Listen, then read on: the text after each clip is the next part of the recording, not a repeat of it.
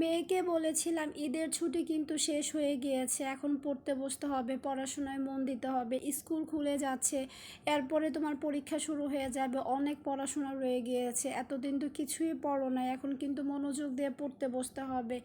মেয়ে আমাকে রিপ্লাই দিতেছে, কিভাবে ঈদের ছুটি শেষ হয়ে গেল, কিভাবে ঈদ শেষ হয়ে গেল, আমি তো এখনও দুইটা ড্রেস পরেই নাই।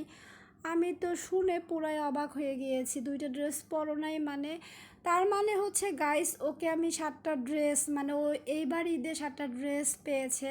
5টা ড্রেস হচ্ছে আমি কিনে দিয়েছি আর দুইটা ড্রেস ও গিফট পেয়েছে, টোটাল 7টা ড্রেস। ও এর মধ্যে 5টা ড্রেস পরেছে, বেরিয়েছে, ঘুরেছে 5টা ড্রেস পরে।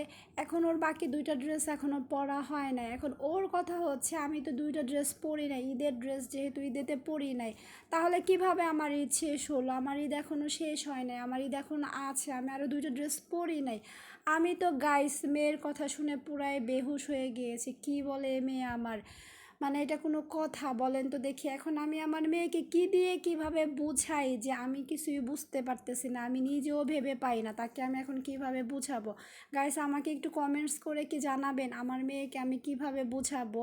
এখন ওর কথা হইতেছে যে আমি দুইটা ড্রেস এখনও পরি নাই, আমার দুইটা ড্রেস পরা বাকি আছে, কিভাবে আমার ঈদ শেষ হলো? আমার তো ঈদ শেষ হয় নাই, এটা কোনো কথা? ওকে আমি বলছি আচ্ছা ঠিক আছে তুমি দুইটা ড্রেস পরো, ও বলে পার্টি ড্রেস কখনো ঘরের মধ্যে পরে? এগুলা পরে তো বেড়াতে হয়, বাইরে যেতে হয়। এর মধ্যে আমি আবার অসুস্থ হয়ে গিয়েছি, আর বাহিরে যাওয়া হয় নাই। কয়েকদিন বেশ ঘোরা হয়েছে, অনেক মজা করা হয়েছে, অনেক বাহিরে ঘোরাঘুরি করেছি, এরপরে আমি তো অনেক অসুস্থ হয়ে গিয়েছি। দেন ওরে নিয়ে আর বাহিরে বের হই নাই, এরপরে এত গরম পড়েছে আর বাহিরে যাওয়াও হয় নাই। এখন ওর কথা হইতেছে এখন ঈদ শেষ হয় নাই যেহেতু আমি দুইটা ড্রেস পরি নাই। গাইস একটু বলবেন কি আমি কিভাবে আমার মেয়েকে বুঝাবো? আমি পুরাই বেহুশ।